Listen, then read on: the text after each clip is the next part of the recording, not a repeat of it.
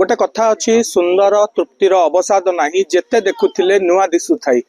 ए कथाटी काले काले सत एवं एमती गोटे दृश्य आमे आपण मानकु एबे देखेइबो जो दृश्य कि आपण पूर्वरु देखिचंती थरे नुह एकाधिक थर देखिचंती अनेक थर देखिचंती किंतु पुणी थरे से दृश्यटी देखिले आपनको भल लागिबो आखिरु पलक पड़िबनी सीधा सड़क से दृश्य आमे आपनको देखौछु ए होची कटक रो नराज अंचलर दृश्य एई अंचल को फायरिंग रेंज बोली कहा जाए जोठी की पुलिस विभाग पक्षरु फायरिंग रो ट्रेनिंग दिया जाए एवं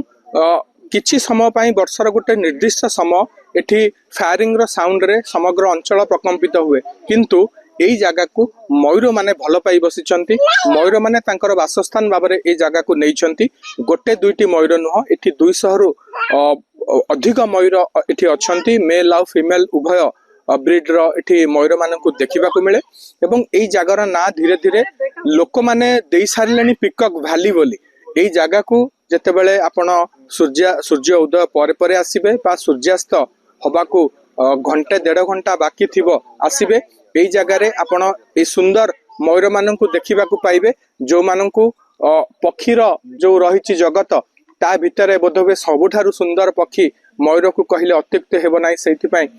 जातीय पक्षीर मान्यता ताकू भारत भली गोटे पुराना सांस्कृतिक देश तार ना देइछि एवं एई जगार टिके इतिहास मु वर्णना करबा को चाहिबी 1969 मसीहारु एई जगह को मयूर मानकर आगमन हुए एवं मयूर माने एई जगह को कोठु आसिले निर्दिष्ट भाव जदिओ से संपर्क रे तथ्य नाही किंतु जेतेबेले महाबात्या हला 99 पर ठारू एठिकी मयूर मानकर आगमन हला एवं एई जगह रे मयूर मानकर मन लागि गला या पछर कारण होचंती पाणु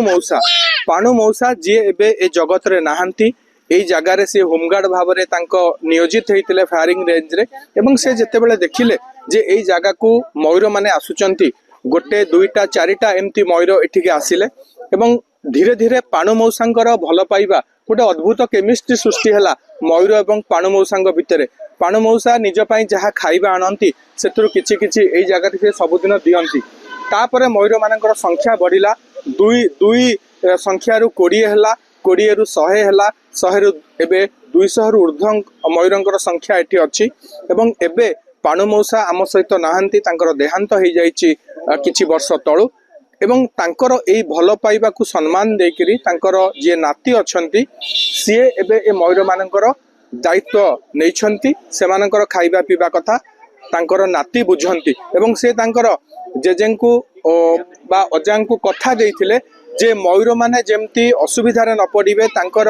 खाइबा पीबार जेमती कोनोसे असुविधा हबनी से दायित्व मु नेबी आमे टिके कथा बा कान्हांक सहित ए हुचंती कान्हा पाणु मौसांकर नाती एवं मयूर मानकर एबे सबुठारु भल बंधु गोटे समय थिला पाणु मौसांकु पिकॉक मैन बोली कहा जाउथिला एबे सेई जगाटा कान्हा नैचंती पिकॉक बॉय हिसाब रे एठी लोक माने आसंती मयूर मानकु भल पांती कान्हांकु मध्य सेतिकी भल पांती कान्हा एमानकर खाइबा टाइमिंग आ कोन कोन सब दियो तांकु जय जगन्नाथ पिको बारी तो प्रथम तो कवि जहाँ आरंभ होता है जेजाबा प्रथम स्टार्ट करते 99 महाबात्या पर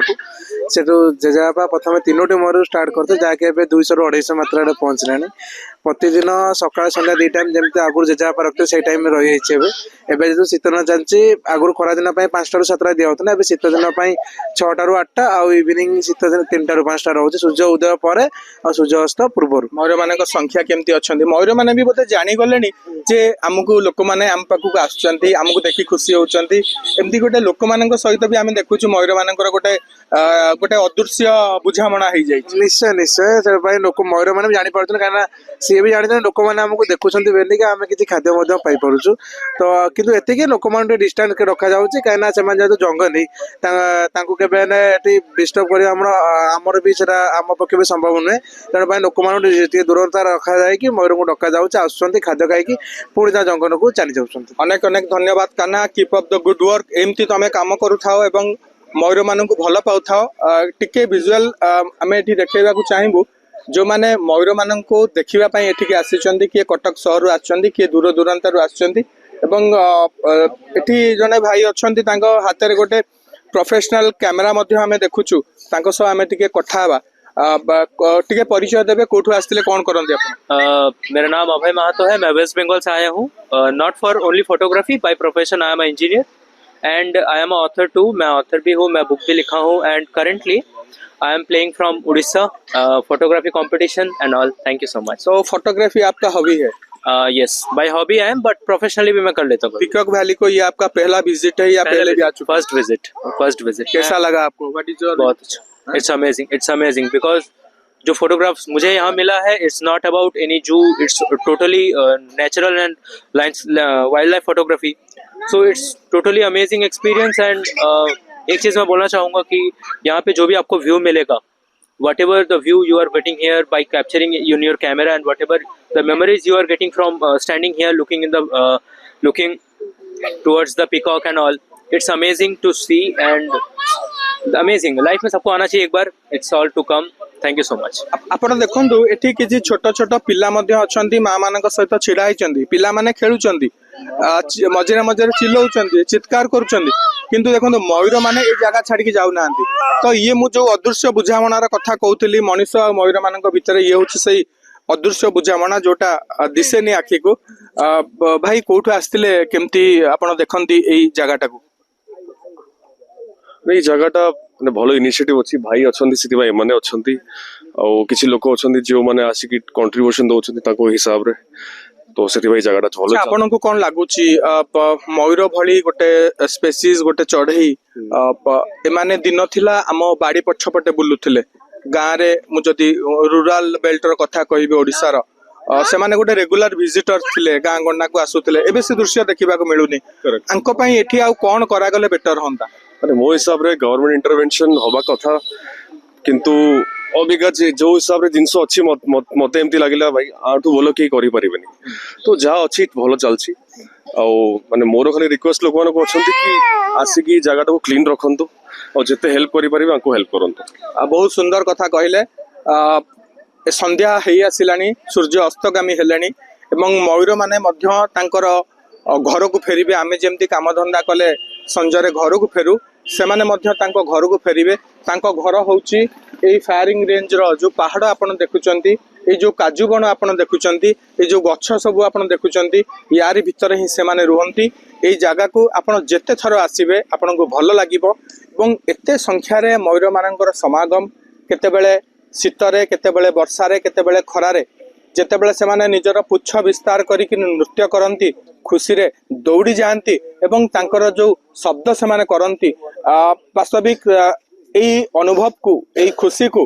ଶବ୍ଦରେ ବର୍ଣ୍ଣନା କରିହେବ ନାହିଁ। ତ ଆପଣ ଯେତେବେଳେ ବି ସମୟ ପାଉଛନ୍ତି ପିକକ୍ ଭ୍ୟାଲି ଆସନ୍ତୁ, ନିଜକୁ ଏଇ ମୟୂର ମାନଙ୍କ ଗହଣରେ ଟିକେ ହଜେଇ ଦିଅନ୍ତୁ ଏବଂ ଏଠି ସେମାନଙ୍କ ପାଇଁ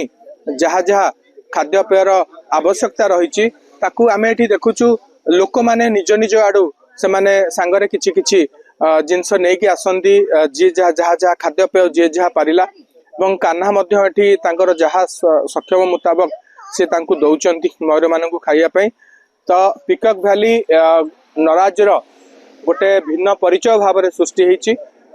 ଆପଣ ଏଠିକି ସମୟ ପାଇଲେ ନିଶ୍ଚୟ ଆସନ୍ତୁ। ଗୋଟେ ଭିନ୍ନ ଦୁନିଆ ଭିତରକୁ ଆପଣଙ୍କୁ ନେଇଯିବ ଏଇ ପିକକ୍ ଭ୍ୟାଲି। କଟକରୁ ଜୟ ମହାନ୍ତି, କେ ନ୍ୟୁଜ ଓଡ଼ିଶା।